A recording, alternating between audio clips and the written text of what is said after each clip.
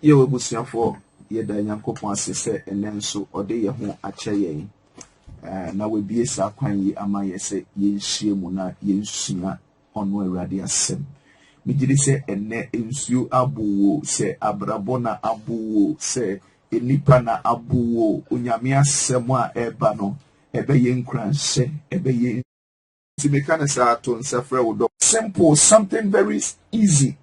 Our fufro no ya de bia eye simple enya de a enwo den kra eye awawade a onyankopon ene ye edemanipa.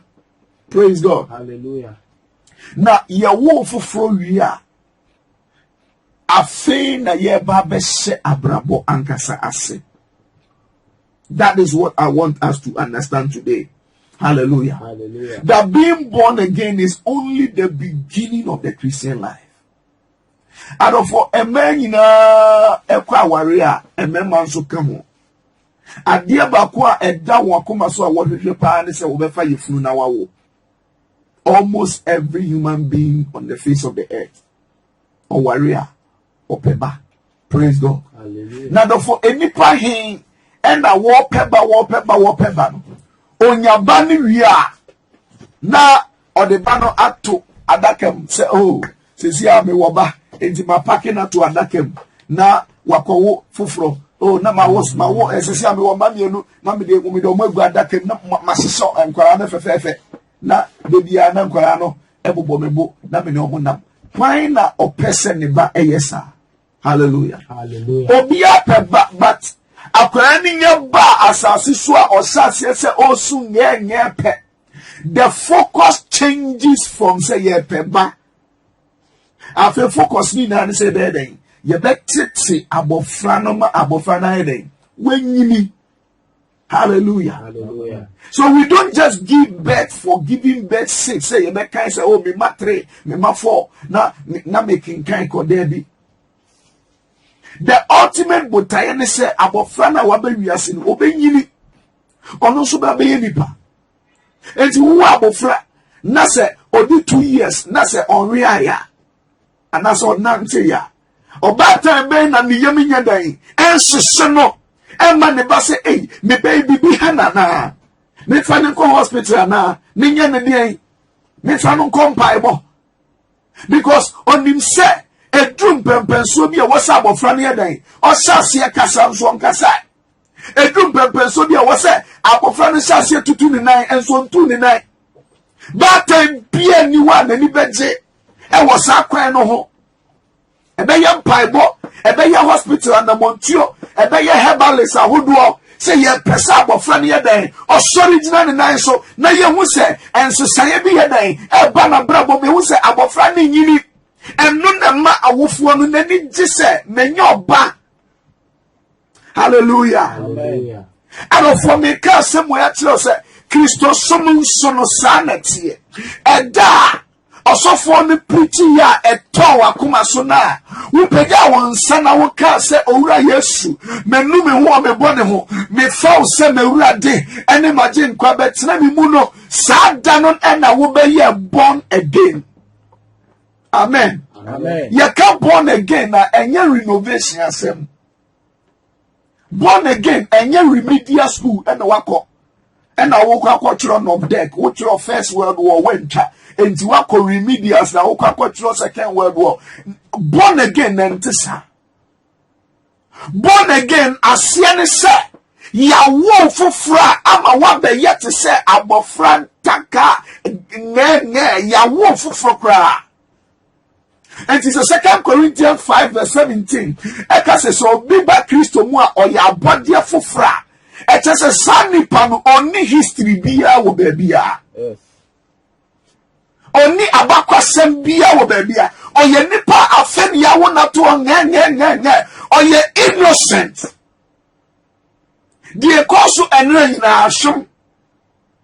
It's literally like Nipan Wewu and Yenyane no, and he has been given a new life and quafufro. Hallelujah. Hallelujah. I will fulfill the sanity. Now it's very wonderful. See, I will be fulfilled because yes, Christo catch yes, say obi ambe yene what to say abofra onti minje onyankopo ahinieno. Praise God. Hallelujah. I say, if you do not receive the kingdom of God like a child, Mark chapter 10 verse 15. I say, verily, verily, I say unto you, whosoever shall not receive the kingdom of God as a little child, he shall not enter therein. Now, as some way, I say, whosoever shall not receive the kingdom of God as a little child, he cannot enter therein. Or see, obi biara wanje onyankopo ahiniye ne te se abofra ketua no. Ontimi wrem. Hallelujah. And for entity asemwe eka nyoma mienu. Number one, or say yebeje onyankopo ahiniye ne te se de emofra. Now number two, or say yaje ahiniye no te se abofra na wie no. Eno ansa na afi yeba beden. Yeba bewrem. Hallelujah. Hallelujah. So there are two things involved. One is for you to receive the kingdom, and the second is for you to enter and possess the kingdom. Hallelujah. Hallelujah. And for me, you receive the kingdom as a child, as a baby, but you enter it as a mature person. And you know how do you kura ni eka wase. Se wo beji ahiniye na tum. Se wo benya jidie wa ahiniye no mu.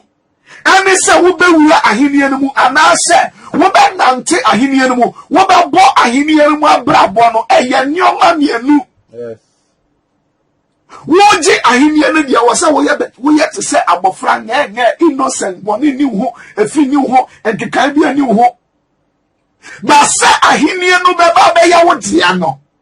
And we say we need. Hallelujah. Hallelujah. And for what am I talking about? I'm talking about say the kingdom of God. Last week me for the kingdom of God who our fellowship. Man, it was so good. Hallelujah. Hallelujah. Say say ahinia. Praise God. Hallelujah. Ahinia eye tumia yedi di ade. Amen. Amen. Ahinie eye tumia yedi di oman so yedi bu ebusia oman. Hallelujah. Hallelujah. Asante man eye ahinie. Asante is a kingdom. Hallelujah. Hallelujah. Na ohide kese a oti akonwa so a ye friend se otumfuo no. Odihini ewo asase bebre so. Praise God. Hallelujah. Adofo tie mi o. Se otumfuo eba aware na se ne ba no ewo a immediately akwara na yawo no ye friend say oye odihye anameboa. Oye odihye na kire se owo tumi se oye dan odi ade. Praise God. Hallelujah. But do you think say akwara ketua afen yawo no otumfuo na se ne wo fase a afen yawo no esai se ofu otumfuo busua mu enti na che se odi hini ana odi hini immediately ana there be. So that's what I'm talking about. That one, it is one thing receiving the kingdom and another thing entering or possessing the kingdom. And see abofra na otumfuo wa fase na yawo no enne no oyo this year and necessary. Hallelujah. Hallelujah. But and necessary akonya bia ni wa ye ne be dan e betra so say wona wudi hine ewo oboase anase adanse kosi se obedan obenyini. Hallelujah. Na wafa entity bi mo na wehunu nyansa bi. Amen. And son ye de ahimie na ye den ashenensa. Praise the Lord. And no make one some say when you are born again what be kan yankopon adehye ebusuakuo no ho wonso wo tumi bi say that bi we den wo be di ade but enye automatic say because you are born again automatically wo kasa ya na bem. It's not automatic like that. Hallelujah. Hallelujah. Galatians chapter 4. Galatians chapter 4. Now you can free verse 1. Galatians chapter 4. Paul Uma or Churokoma Galati 4 no Asafono. Etri eye enai mesha sefi enchichemu a edikan na Galatians chapter 4 verse 1 tie nyame asem tie o say na me say odidifo no ye akoko yi oye nneoma nyina awurade nanso enso ye biara enda ono ne akoa ntem. Hello. Hi. O say me say mo say odidifo no de odihye no asantire mo e ka say odihye no oda so ye abofra yi oye nneoma nyina awurade. Hello. O say oye nneoma nyina awurade empo so ye abofra no nneoma nyina ye ne dia because oye odihye nanso enso ye bia enna ono ne akoa ntem. Praise God. Hallelujah. Nemo owo ahwefo ne efie so hwefo ase edikosi seda eja no ase esie no na se yetie ara ne no ye enkokoa no wode ye enkoa ehye wiase huhumu nsem enkyerɛkyerɛ ase. Praise God. Hallelujah. Na ebre no wie duru no onyankopɔn soma ne ba a oba wo no emma emrase se wo megye ye na ye hye emrase. Hallelujah. Hallelujah. Enti Bible se odehye oye abofra no obia mfa ni nsi akonya so obia mfa asase enhye nensa obia mfa dan enhye nensa because oye abofra kosi so beden obenyini wehunu nyansa wehu se de kasa wehu se de ani mpanimfo ye den edidi yesi hu nsa howura ene wo ye den woni mpanimfo didi kosi se odehye no obekọ sukuru ehunu nyansa bi ye mfa ni nsi akonya so adofo saa na onyankopon ahenie mu nso ye den etie. Many Christians are born again, but there are so many babies in church. And now who I saw them bebremu a. Ubeti obi anka nyansasem bia sa nkwa any sunkwa, all of them are babies. And I saw them. Because the focus is making converts. Yen kan se nipa heni de hu ema awurade na mom se ye betete won na wo benyini wa awurade mu de a free focus no mo. Even in pulpits. There are so many babies in pulpits. No ojina pulpit mu no preaching so kwa no ka. And for we have a responsibility to what? To grow. Hallelujah. Hallelujah. Now make us same way. Nobody played any part in being born. Or be anywhere. Or contributing to name a many papa ever one. One man papa be this year. Now you didn't exist. Now you need baby. I wouldn't say. Hallelujah. Hallelujah. Impo ya wo cry day one cry now wouldn't. Praise God. Hallelujah. So nobody contributed to their own birth. But you can contribute to your own growth. Amen. Amen. Yaba wo de na woni mu asudie bia. Ba se wo benyini de wo mu de ben asudie. Hallelujah. Adofo se ye benyini wo awurade mu no eye asudie a enipa anase nipekuo ahodo miensa ene ye adwuma wo. Growth in the Lord is a shared responsibility between three parties. Number 1, eye nyankopon. Number 2, eye asofo ne atrechirefo. And number 3, eye wan kasa yawo foforo. Amen. Amen. Se obi benyini wo awurade mu a, number 1, eye nyankopon. Onyame adom. Number 2, eye onyankopon enam nipa so na beden. Ebetetewo onyankopon na atrechirefo so, ana obechirechire.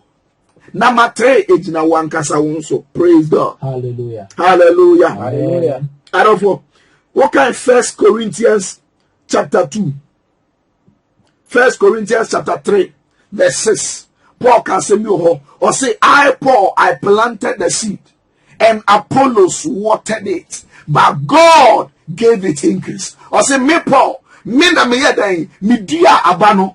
ɛna Apollos bɛyɛ dɛn ɛbɛgugu so nsuo ɛna Onyankopɔn yɛ dɛn ɛma abana yedua yɛ no ɛyɛ dɛn enyini yɛ. Praise God. Me pesa me kan na me de ketua baako bi ɛyɛ dɛn ɛka ho. 1 Corinthians chapter 3 verse 6 tie no ɔsɛ media medua Apollo egugu so nsuo nanso Nyankopɔn ɛna ɔma no nyini yɛ. Afei ma me nkɔ verse 10 na tie ɔsɛ Nyankopɔn adom a ɔde adom me no so menam mato fapem sɛ ɔdansifoɔ nyansafoɔ na obi nso ɛyɛ dɛn ɛto so na obiara a ɔto soɔ no ɛnhyɛ sɛdeɛ ɔto soɔ fa.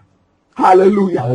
Asɛm a Paul kan ɔsɛ me Onyankopɔn ma me nyansa sɛ menyɛ dɛn mento fapem na mato fapem na wie no afei obi bia ankura ankasa yɛ dɛn esi ne dan ɛwɔ fapem no so.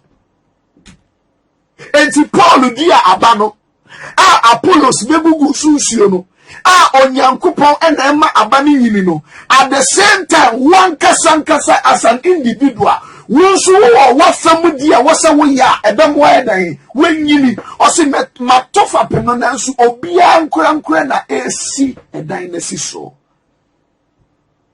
Hallelujah. You have a part to play. Amen. And she said, "What was sorry 20 years? Now that's so your ABCD, abede. And you was off one qua, and you won't so come. Hallelujah. Obi on can we Nyankopon because Nyankopon dear, what's all ye be and why day? Why ye? Come in. Praise God. Hallelujah. 18 number 1. O Nyankopon afemudi and the same. O Nyankopon afemudi and the same. Obema adom. Amen. Onyankopɔn afemudie ne se obesan so ama wo enipa. Praise God. Hallelujah. And for me Jeremiah chapter 3 verse 15. And I will give you pastors according to my own heart, which shall feed you with knowledge and understanding. Na mema mo asofo a woda makoma so na wodi nimdie ne ntiase ayeden amemo. Listen, die Nyankopɔn be ya ma wa ebem wanyini ebi na Nyankopɔn na meso ye. Sesi amiti hei Onyankopɔn asoma me se memfa na asem nya dan emre obi asem no na wonam so a wo be dan wo banyini enti Nyankopɔn asoma me as a pastor, as a shepherd se memfa na asem nya dan emre wo na wo nso je asem no na di na ye dan na nyini enti Nyankopɔn afamu de bi na oyei.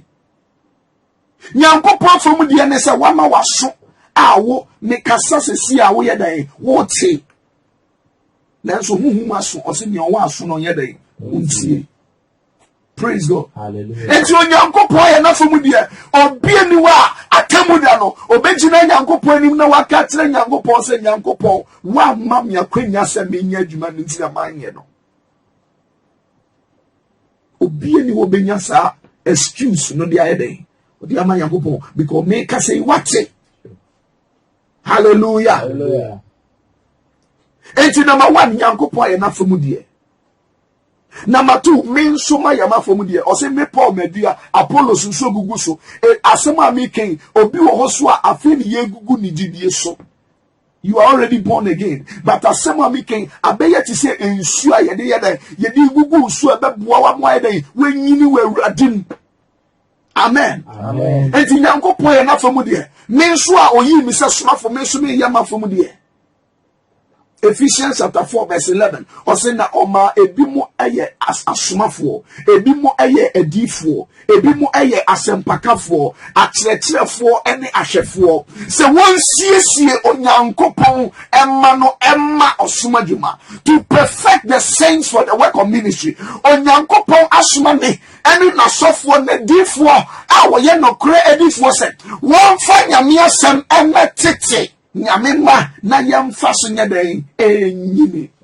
Enti nyame aye na famu de asofo eye o mafamu de afe aka mene wo ankwankre se yenso ye be dan ye be ya famu de. Praise God. Hallelujah. Ya famu de anything. Hallelujah. Ya famu de anything. Enti akenkan semwa ye kenkan ye ewo 1 Peter chapter 2 no ma men sensi so na ti ase se wo wo chefa wo wasudie e wo se wo ye sebe ya wo benyini e wa awurade. It is not enough that you praise yourself that you are born again. Wo asudie bia wo se wo ye se wo benyini ontina kras once wo be graduate. Hallelujah. Hallelujah. Enti mama sai ensi subio 1 Peter chapter 2 verse 1. Bible na ye fufronti ubia na ne bie na ye den kakra. Wasi enti munyi bone panyina ne naada nyina ne nyachomye ene enitan ene ensekuo nyina ntungu. Praise God. Hallelujah. Hallelujah. Hallelujah. Adofo se obi be ye Kristo ni a, it is now in your power to stop sin. Yes. Hello. Hi. So obi be ye Kristo ni a, afei onyankopon ma wutumi se obetimi adan ejai bone ye. Adofo ansa na obi ba be ye Kristo ni no obi ani ho a owotumi se obetimi ejai bone ye. Amen. Amen. That is the difference between a Christian and an unbeliever. O Kristo ni any wiasini enso ye de ye mu no. Say o wiasini obi onfa ne ho ma awurade de oni tumi bia da. So beka se meja bone ye. Nanso so obi nya ba Kristo mu a onyankopon ama ye tumi ne se ye den ye betumi ejai bone ye. Okay, Romans chapter 6 verse 14 or say enunti afa bone entimi endi musutumi biom efri se mon hye na mo hye adom ase. Hallelujah. Se wo be ye Kristo ni a onyankopon ma o adom bi na wonam sa adom no so bone ananka kane no wontumi ya na afa wo betimi aye papa ananka first no wontumi ya na afa wo betimi aye. Paul can say me Romans chapter 7 or say papa me pesa me ya mintimi nya boni a me pesa me ye no ana me ye adofo eni jese ma wum ni se wa o ka ye wa mfansi wa wo kan ko verse 24 or say oh mimi pa bobro hunu ni when e be yi mi afi sa nipadia ewuo yi mo and not to us said now thanks be to God or say afa en asien kawrade efi se onam Yesu Kristo so ama ye tumi enunti afobo bi ani ho Emma wana wo Kristo mu a wonante honam na mo wonante hohomo. So when you are in the world there is no hope for you to stop sin, but when you are born again there is now hope for you to stop sin. We want to miss obetime dey ejai bone and Peter say men kan tell say wo person winyini we awurade mu wa be ye born again what dey wan awurade na wo person winyini we awurade mu a edi kan ose mu ye dey mu yi bone pe nyina ene na nyina ene nya chomye nyina enitan nyina sekuo nyina se mo yedai mo nyina mo ntumu asi as faith a sign say adamse from nunkum echa ye ho asienti adofo mo mayenyi adehye biara ene bone a eta twenyen esign no yenyi ne yede yentumu adofo me ka tio se sa bone no emra so se wo so ifri mu Yes. emra so Kristo awabetena homunti wotimi jaye jaman no Kristo awode hoama nti wotimi jaye nturu no twa Kristo awode hoama nti he ba ma no so onhwe wa ma denko Yesu be hyew oma ho nkyerw oma ho ntete oma wanim nwose David se me ya bofra fra manyini me hu so bi ne ho ato nyame so ama nyame adi ne hwam da sa boss no se woni ne dance we promote no onye nyame afi awode hoama nyankopon na nyankopon hunti umi and for her promotion does not come from man, promotion come from God. Hallelujah. Me say enipa nyame. Yes. Afia wode huama ewurade wutimi jai bone ye wubetimi ajai. Hallelujah. Hallelujah. And you bet me there. And so some ye san your may and because the more na ye dan to bonimuno, ye cause what tina bonimuno, ado for ye new way. We cannot grow in the Lord. Hallelujah. Hallelujah. Number 2, we cry hear me ye. Or say, Namon pe asem no funsuo kron mapano. or say munya day, mumpe assembly no function control. Brofo no say desire the sincere spiritual mukon and no hallelujah. And for Bible see ensiane wona huhu kom ene esukom eyeden ede wona onyankopon be ma wayeden washema. Matthew chapter 5 verse 6. Blessed are those who hunger and thirst after righteousness. And therefore, so we be Christiania, it just say woman nyame asem hu kom yeden ede. Because Bible says Matthew chapter 4 verse 4. And yapa no any koko ni kosi and kwan na nipa beden ubedi obenyankwa nemum asem biara e free nyankopon ni muba. And of so be ye Christian so do huma Yesu so be ye born again na aduane a wo hia ye nyankopon asem a eno na ye nofunsuo kronkron eno na ye nofunsuo kronkron. And of akoda bi ani wa ye wo na first day ni ama no fufuo wo beku akwala no we kuno. Amen. Akwara ni hia no funsuo o hia ne maame no funsuo maame ne dia makora na abrofo ye bia ma ye wo boto mu no kora ne ye se nya papa te se nyankopon dia no wo hia nyame asem ati se no funsuo na Bible say wo dia wo be ne se ma wo kon nye den enno se wo kon da onyankopon be ma wo se wo kon da onyankopon be soma sofo bi amana be kire hallelujah. So you must desire. Adia ya wo Kristo sumuni se e Kristo fo bebere we don't have time for the word of God. Ye ni adaje ye wo mrema bibia e wo wiase ye wo mrema phone Facebook WhatsApp Twitter Instagram e de na ka ho bebre ye wo mre ye diagoro bebre e wo phone so ye wo mre ye de hwe TV kunkumbagya e na hwan de keka ho ye wo mere e de hye sa program na ye si date rush ye wo mere e de tena ho e de hye ye wo mere e de sre ye wo mere ene anankofo edi agro esa eye nioma hodo nyina menka se ye boni o na momade ye boni ne se ye nya mere emawurade asemo a ebema ye kra ne ye huhuma ye den enyini. And nunti na Christopher bebere ya yare kwasioko wo nyame fie. Okay. Ye nimre. Yes. Ye ba sorry kura mpa.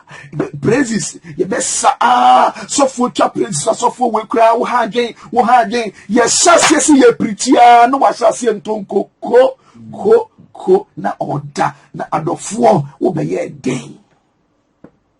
Ose mama ye kon no nyame asem no te said dia akwala akon do ne maame no funsuo sa akwala ensu ne a ade ba akopɛ na ɔhwehwɛ so obenya no funsuo adofo mprai na nyankopɔ asem yi ɛho kom ɛne nsukom ɛdew ensia ne wona sa wo mu kom nsukom de wo na wo ne nyankopɔ bɛdai obɛhye wo ma adofo ene me ka kyerɛ sɛ ɛyɛ wasodie sɛ wo bɛma nyame asem ho komadew se nyame hu se kom de wa obi wo se me ne Bible no kra me de me kan ya me ntiase wo de me kom manyankopon hu se ekom de wo manyankopon hu se wani abre se obesua nyame ase obebie wadwin mu atiase.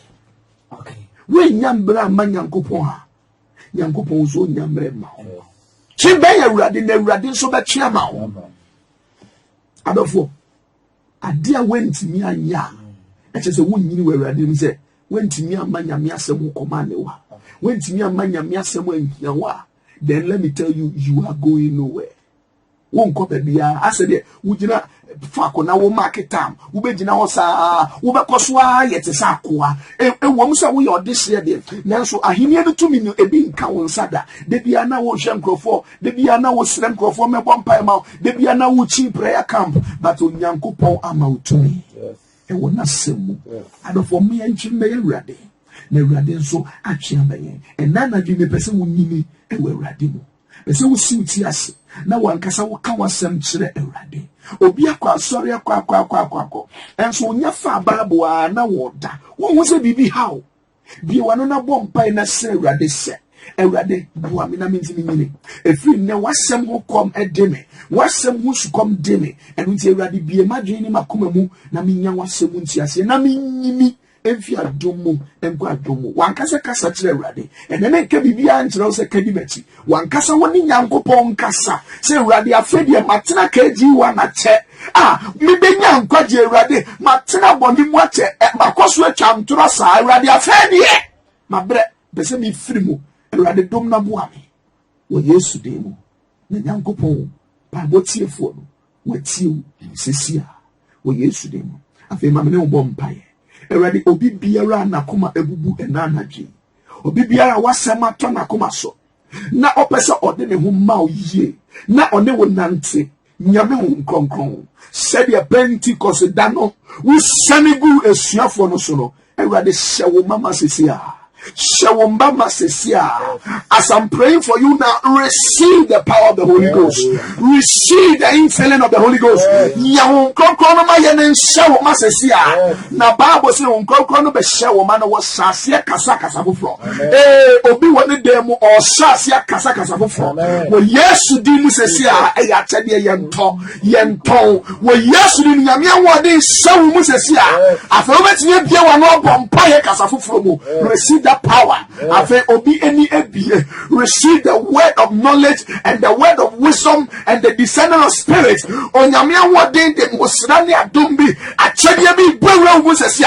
that you can stand on your feet. Receive it in the name of Jesus.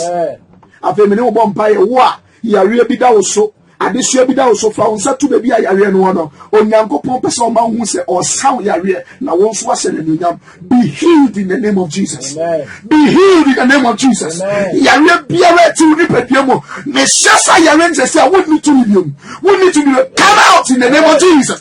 Bonsambi otiti yanema anybody that is demon oppressed and possessed in the name of Jesus I command you devil come out. Yes. In the name of Jesus. Say see I would see me when you found it. When you found it.